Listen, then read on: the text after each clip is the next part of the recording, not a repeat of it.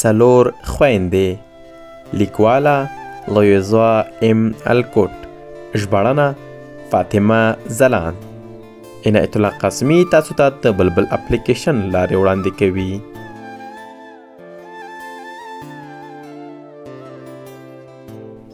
د نړۍ د ښکار ناول چې څه کم یو نیمه پېړۍ پخوا په 1888 زیږدیز کال کې د ښه ښځو یا ګوډ وایفز تر عنوان لاندې په 2 جلده کې لیکل شوی و. په 1880 زیږدیز کې د الکوټ لخوا د خپرندویه ټولنې په غوښتنه دواړه برخې د لیټل وومن تر عنوان لاندې د یو کتاب په بڼه چاپ او خپور شو.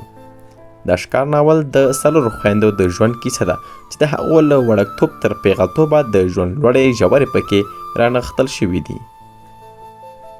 د څلورو خویندو کیسه شاوخوا 142 کاله دمخه لیکل شوې ده. د کیسې د پیښېدو ځای امریکا ده، یعنې د څلورو خویندو کیسه د لویدیځ میشتې کورنۍ په ژوند راڅرخي، خو د کیسې ګڼ پیغامونه د ګران افغانستان له ژوندانه ښاري کلتور او په لویه کې د کورني ژوند په لوړه ژوره راغبرګېږي. دا چې څنګه د یو جنګیالي کورنۍ د مور لخوا یعنې مېرمنې لخوا چې د 4 لورګانو مور ته اداره کیږي، څنګه د لوټو روزانه زده کړې او بالاخره د واده او کار چارې تر پرمخ ځي. ډېرې جالبې صحنې رابرسېره کوي. کیسه د ګڼ کورنۍ ژوند په ارزښت او د ژوند د پیغامونو په شریکولو، ګډ کار او ګډ پرمختګ په چورلیزم هم خبرې لري.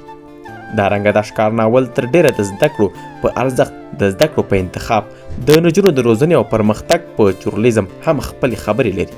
له دې امله هم افغان نجونو ته یې لوست ډېر ګټور تمامېدی شي. د نړۍ دا مشهور ناول ځکه په لوستلو ارزي چې د ناول لیکلو په سکالو د ناول په داخلي جوړښت، کرکټرونو، ټکر، پیغام، اوج او پای هم ډېرې کوټلې او ټاکلې خبرې لري. دا چې څنګه د ټولنې او کورنۍ د هغې د کورنۍ هندسې جوړښت څنګه کولی شي په ناول کې راونغاړل شي، په دې موضوع هم لوستونکو ته ښکلی پیغام لرلی شي.